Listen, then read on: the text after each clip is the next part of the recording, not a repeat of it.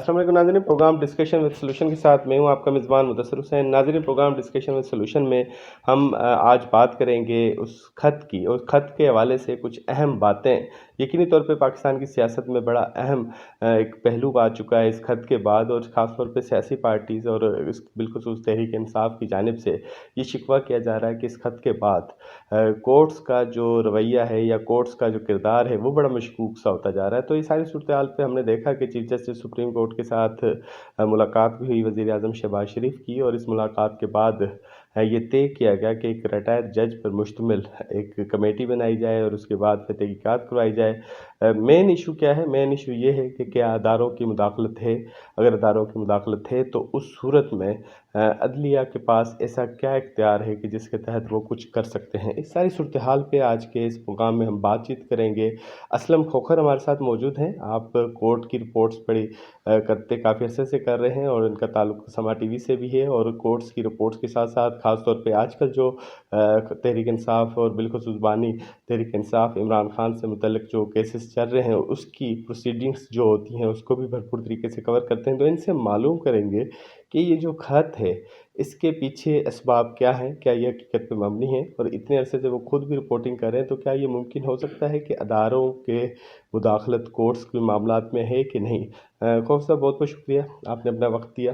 खौफ साहब, ये बताइएगा कि क्या ये मुमकिन है कि अदारों की मुदाखलत कोर्ट्स के मामलात में हो सकती है? क्योंकि ये तासुर है कि कोर्ट्स की लैंग्वेज तो अच्छे से अच्छा सहाफ़ी भी बड़ा मुश्किल से समझ सकता है, तो अदारों के जो एहलकार हैं वो कोर्ट्स की लैंग्वेज को कैसे समझते होंगे कि हमने क्या करना है?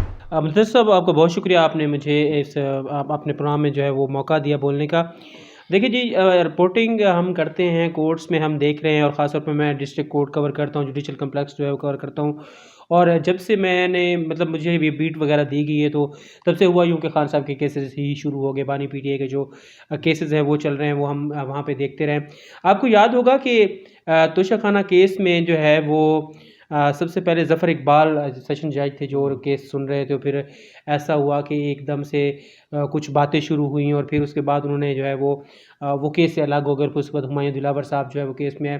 तो उसमें ये था कि हमसे जब मुलाकात हुई उनकी एक दो दफ़ा चैम्बर में भी हो जाती, लाजमी बात है, जब रिपोर्टिंग करते हैं हम अरसे से तो एक हमारा ताल्लुक़ बन जाता होता है, तो हम बात करते। तो उन्होंने भी इज़हार किया था इस चीज़ का। अच्छा, उन्होंने बिल्कुल इज़हार किया था कि जो है वो मतलब कहीं ये चीज़ें अचानक नहीं हुई, पहले इस चीज़ का इज़हार होता रहा है कि जो ख़त के ऊपर जो मंदरजात हैं उसके हवाले से पहले ज़िक्र होता रहा है इसका जी, थोड़ा-थोड़ा। बिल्कुल ऐसे है कि है सही कहीं न कहीं, क्योंकि अगर अगर हम स्पेसिफ़िकली इन जजेस की, जो इस्लामाबाद हाई कोर्ट के 6 जजेस ने भेजा है ख़त, उसक पे देखें, हुँ, तो मुदस्सिर साहब, अगर वहाँ पर सिर्फ़ एक जज की बात होती तो बंदा कहता यार शायद ये शायद हो। ऐसे बात कर रहा है, कोई अपने मकासद उसने कोई हासिल करने हैं, या कोई जो भी है उसमें फिर कोई ना कोई डाउट आ जाता होता है। हुँ, लेकिन जब बात आ जाती है कि वहाँ पे 1 नहीं, 2 नहीं, 3 नहीं, 4 नहीं, 5 नहीं, बल्कि 6 जजेस, और वहाँ पे मैं कहूँ 7 जजेस का नाम था, और मेरे से हुँ, गुल हसन औरंगज़ेब जो है वो बाद में उन्होंने साइन वगैरह भी नहीं किए।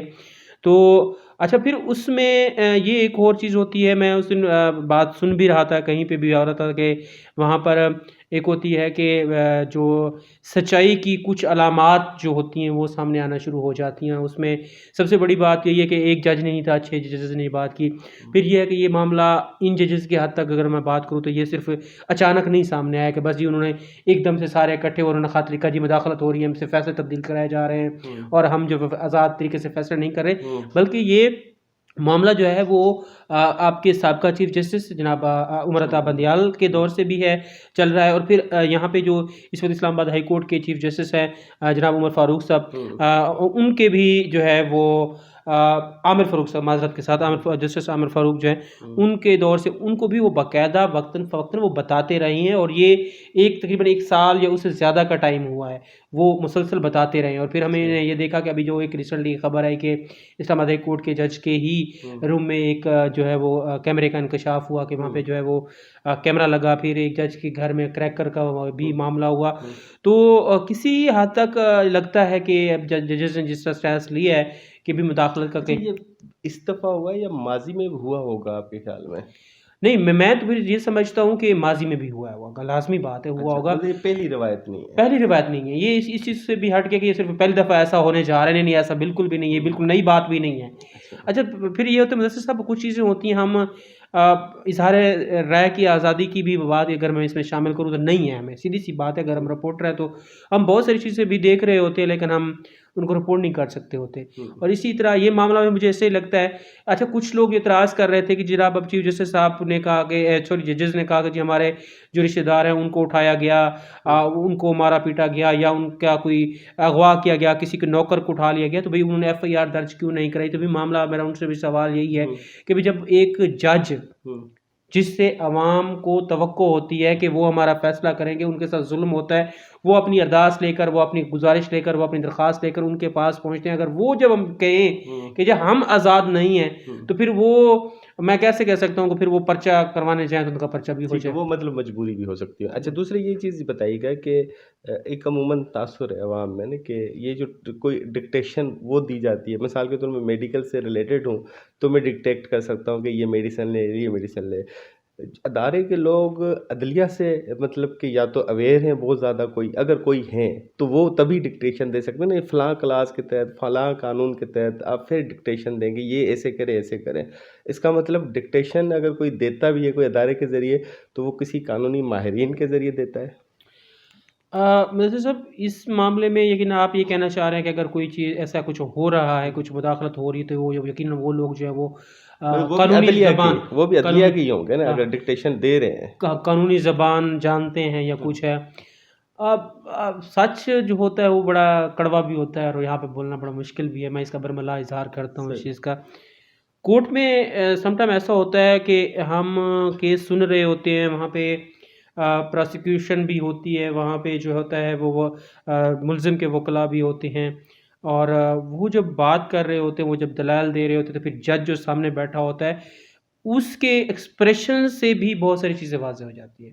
अच्छा। अब जब कोई केस होता है तो उसमें जो है मैं अब खान साहब का केस की अगर मैं बात करूं कि इद्दत वाला जो केस था उसमें जो जज केस सुन रहे थे तो जब रिजवान अब्बासी साहब वहाँ पे दलाल दे रहे थे या वहाँ पे जब वो उनका एक वो गवाह पेश हुआ या खावर मानिका साहब पेश होते रहे तो जज का जो सामने बैठा हुआ रिएक्शंस होते थे, उनका जो तासरात होते थे वो कुछ और होते थे। अच्छा। और फिर हम जब शाम को या जब फैसला रिजर्व हो जाता था तो हम जब उसका फैसला जब आता था तो वो चीज़ बिल्कुल ही एक उल्टा में नज़र आ रही होती थी। तो मतलब ऐसा है कि मैं एज़ ए बतौर रिपोर्टर कहूँ कि हमें भी कुछ सम टाइम डाउट लगता है। लेकिन बात वही है कि ये मामला आज का नहीं है, मामला तो शायद पहले से भी बहुत ज़्यादा पहले से भी चल रहे हों, कुछ होते हैं। अब देखना ये है कि बहुत बड़ी ज़िम्मेदारी है चीफ जस्टिस साहिबान पे, दोनों पे, इस्लामाबाद हाई अच्छा, कोर्ट। असल में ये बताइएगा कि सुप्रीम जुडिशल काउंसिल उसके थोड़ा-सा अगर कानून के कुछ चीज़ें पढ़ें तो हमें हमें वहाँ पे ऐसा कोई ज़िक्र कानून नज़र नहीं आ रहा कि अगर आप को किसी अदारे की तरफ से डिक्टेशन हो या कहीं से प्रेशर हो, तो अगर आपने वहाँ पे क्या कानून इम्प्लीमेंट करना है, मतलब उस चीज़ में लिखा ही नहीं हुआ। तो इसका मतलब पहले हमें कानून इनको बनाना होगा, उसके बाद फिर सज़ाओं का तयन होगा, ये से मुमकिन होगा? कानूनी माहिरीन क्या कहते हैं इस हवाले से? देखिए जी, इस हवाले से अब मैं सुप्रीम जुडिशल काउंसिल की अगर बात करूँ तो तरमीम या उस हवाले से मैं इतना ज़्यादा शायद बात ना कर सकूँ। लेकिन ये है कि मैं इतना ये समझता हूँ कि अब चीफ जस्टिस ऑफ पाकिस्तान पे बहुत बड़ी ज़िम्मेदारी है। हुँ। देखिए कल जब यहाँ से ये के अच्छा, इस पे क्या कहते हैं कि रिटायर्ड जज बनाएंगे कमेटी? रिटायर्ड जज क्यों? रिटायर्ड जज से मुनासिब नहीं? वो भी तो जानता है, वो फैसला प्राप्त नहीं कर सकता, सिर्फ सर्विंग जज ही कर सकता है। ये सियासी पार्टियां, खासतौर पर PTI का इस हवाले से क्या मौक़िफ़ है? PTI का तो आज अभी उन्होंने रिजेक्ट कर दिया इसको, जो इंक्वायरी कमीशन के हवाले से बात हुई कि साहब एक जो जज है वो इसकी इंक्वायरी करे। सवाल असल में सदर साहब ये है कि सवाल भी ये पैदा होता है और वाज़ेह भी है कि PTI जितने वैसे क्या कमीशन चाहता है? PTI क्या चाहता है कि सुप्रीम कोर्ट का फुल कोर्ट बैठे, फुल बेंच अब बने? देखिए वो तो शायद यही चाह रहे होंगे और उनका ये मौक़िफ़ है कि PTI जो है इस वक्त नुमाइंदा जमात है और उनका ये दावा है कि सबसे ज़्यादा उनको वोट भी मिले हैं और इलेक्शंस में खैर हमने देखा भी है, कवरेज भी की है, वहाँ पे रिपोर्ट है। एक हद तक तो उनका वो बात ठीक है, उनका यही कहना है कि जो सर्विंग जज है वो ज़्यादा बेहतर अंदाज से कर सकता है।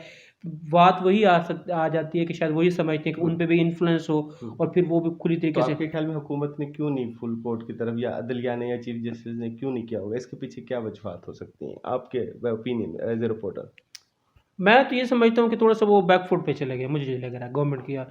और फिर ये हाल वही होना है, मेरी तो यही प्रोडिक्शन है, वही हाल होना जो पहले वाले कमीशनों का हाल होता है, जो पहले इंक्वायरी कमीशन बनते हैं और ये मट्टी पाव वाली पॉलिसी होती है कि जी चलो जी मामला ठप करें, मुझे ये लग रहा है। देखें आगे क्या होता आगे प्रेशर भी कम हो सकता है, क्योंकि अगर जजेस ने इजहार तो कर दिया, अब हो सकता है प्रेशर ना हो, ऐसे मुमकिन हो सकता है आगे चल के। है।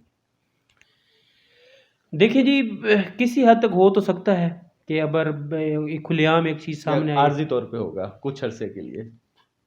अभी पाकिस्तान है, पाकिस्तान में तो कुछ भी मुमकिन हो सकता है किसी भी वक्त। सही। कुछ अच्छा, ये भी बताइएगा, क्योंकि आपने इमरान खान की कुछ प्रोसीडिंग्स भी देखी हैं, और क्योंकि ये शिकवा पीटीआई यही करती है ना कि जजेस के ऊपर ये जो तासुर आ रहा है, तो पीटीआई इसको इस काउंटर में ले रही है कि इमरान खान के केसेस के ऊपर भी इन अदारों का शायद दबाव हो। तो आपने प्रोसीडिंग्स में देखा है इमरान खान के फेयर ट्रायल हुए हैं, जो उसके फैसले आए हैं? क्योंकि आपने दूसरे फैसले भी कभी कभार देखे होंगे, कंपेयर किए होंगे, क्योंकि गवाहों का मौजूद होना, वहाँ पे शवाहिद इकट्ठे होना, प्रोसेसिंग जो गवाह इकट्ठे होते हैं, उसके बाद तमाम चीज़ें पूरी हुई हैं या बिल्कुल साइड लाइन होकर मामला चला है? नहीं, उसमें मैं अगर बतौर रिपोर्टर अगर मैं बात करूं जो वहाँ पे विटनेस था चीज़ों का, तो मुझे नहीं लगता कि ये तमाम तकाजे पूरे किए गए केस की प्रोसीडिंग्स में। यार ऐसी क्या जल्दी थी आपको कि रात के 1-1 बजे तक आपका केस जा रहा है, वो कल आए हम यहाँ पे देख रहे। मुझे जो है वो शायद वो फिर वही कंटेम्प्ट ही ना लग जाए कोई अदालत की तरफ से। ये होता है कि तोशा खाना वाला जो केस था उसमें जज का जो हम कंडक्ट देखते थे, मतलब समटाइम हम खुद हैरान हो जाते थे कि यार ये अच्छा। कैसे चीज़ें हैं। एक पार्टी को स्नब कर दिया जाता था, दूसरे को बोलने की इजाज़त, और समटाइम हमें ऐसा लग रहा होता था कि शायद जज ही सब कुछ है, जज भी है, वकील भी है, और सारा कुछ हो रहा था। मतलब वहाँ पे हमें टिल्ट नज़र आया है कि अच्छा, प्रोसीडिंग के दरमियान इमरान खान ने कभी इजहार किया कि भाई मैं आप पे एतमाद नहीं करता, ऐसे कभी हुआ है? नहीं, ऐसा सच नहीं नज़र आया कभी भी। मतलब उन्होंने खुद से जाके ये नहीं कहा। अलबत्ता इमरान खान साहब का रवैये की अगर मैं बात करूँ तो जब जज के सामने पेश होते थे तो उनका रवैया भी काफ़ी बहुत अच्छी हद तक बहुत बेहतर होता था। वो रिक्वेस्ट के अंदाज में बात कर रहे होते थे, और एक वो यही बात करते थे कि जो कानूनी तकाज़े हैं वो एटलीस्ट पूरे किए जाएँ, हमें जो राइट है वो दिया जाए। उसके बाद जो फिर फैसला जो आता था, वही असल में सवाल सब सारे इसलिए उठ रहे हैं कि ये जो सज़ाएँ हुई हैं इलेक्शन से पहले, वो बड़ी तेज़ी में एक ट्रायल हुआ है। तेज़ी में ट्रायल हुआ, तेज़ी में फ़ैसले हुआ, फिर वो जब जजमेंट आई तो फिर उसमें बहुत ज़्यादा तनकीद भी हुई उस पे, बहुत ज़्यादा। अगर मेरिट पे, मैं ये समझता हूँ अगर मेरिट पे उन पे फ़ैसला हो जाए अपीलों में, तो ये केस एक दिन की समाअत के दौरान उठ जाएँगे सारे के सारे। सही। बहुत बहुत शुक्रिया असलम, आपने अपना कीमती वक्त। नाज़रीन, असलम कक्कर जो कोर्ट्स के हवाले से बड़ी गहरी नज़र रखते हैं एज ए बीट रिपोर्टर, उनके साथ तफसीली तौर पे ये जो जजेस के ख़त के मामले पे हमने तफसीली तौर पे बात की। इसके साथ अपने मेज़बान मुदस्सिर को दीजिएगा इजाज़त। अल्लाह हाफ़िज़।